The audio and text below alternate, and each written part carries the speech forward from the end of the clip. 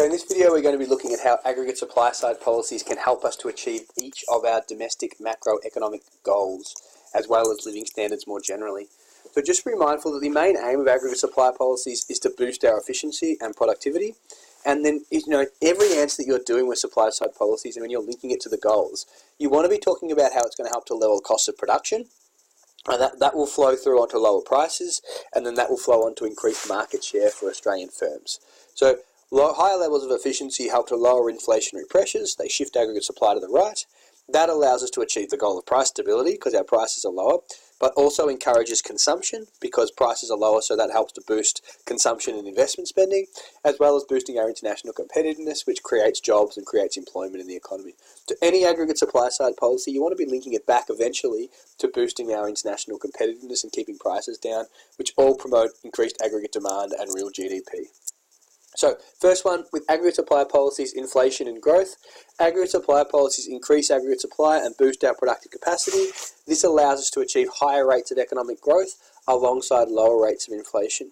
So they help to keep inflation between 2 to 3% over the course of the business cycle, and the decrease in prices will then lead on to increased consumption spending because things are more affordable, increased investment because firms will generally be able to generate higher profits when they keep their prices down, as well as increased net exports because of increased international competitiveness and higher rates of real GDP as a whole for the whole economy. Economic growth becomes more sustainable because it can occur without inflationary pressures because we've been able to boost the quantity and quality of our resources. So unlike aggregate demand policies, particularly when Australia is closer to our productive capacity, it's really critical to implement supply side policies. So what it does is it helps to shift supply to the right, which will then allow for increased sustainable rates of economic growth in the long term, which boosts real GDP or national output and lowers the price level. Just be mindful that many supply side policies have a short-term increase in aggregate demand before they start to benefit the supply. So, for example, tax concessions for investment will encourage more investment spending, which creates more demand, and that can lead to more pressure on prices. Same with infrastructure spending. Once though lower company taxes, lower income taxes.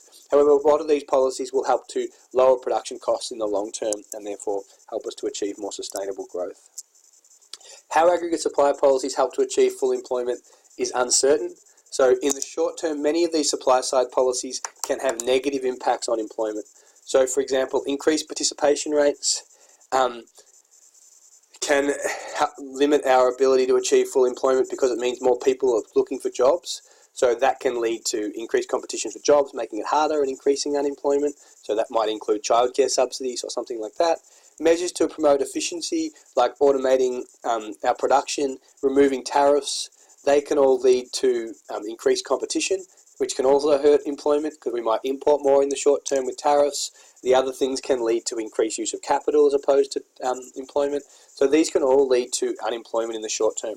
Jobless lot growth can be occurred because we've increased productivity through automation or technology, and that can lead to growth without jobs actually being created. So it's important that you can recognise the short-term potential negative impacts of supply-side policies on full employment. In terms of the long term, the idea is that by lowering our prices, it can help to boost aggregate demand and will therefore allow for an increased derived demand for labour. So even though some jobs will be lost to technology and things like that, overall more jobs will be created throughout the whole economy because we're more competitive or more internationally competitive, and that will lead to increased derived demand for labour going forward and boosting our net exports. In terms of living standards, so they're the three main goals, inflation, growth and full employment, and you need to mention some of the negatives in the short term. In terms of living standards, it's really good for our material living standards because it can create a greater volume of goods and services at lower prices. This should lead to increased average incomes because it helps to create jobs, which will help to boost real GDP per capita. So that should allow Australians to purchase more goods and services, which boosts our material living standards.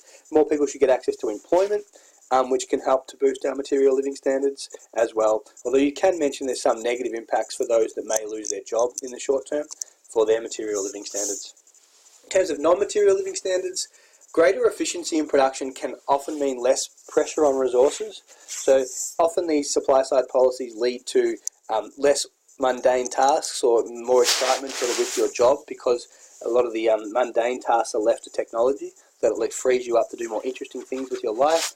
can also lead to less environmental destruction for certain policies if it's related to environmental policies. It can lead to less use of energy resources if we invest in things like renewable energy or better technology.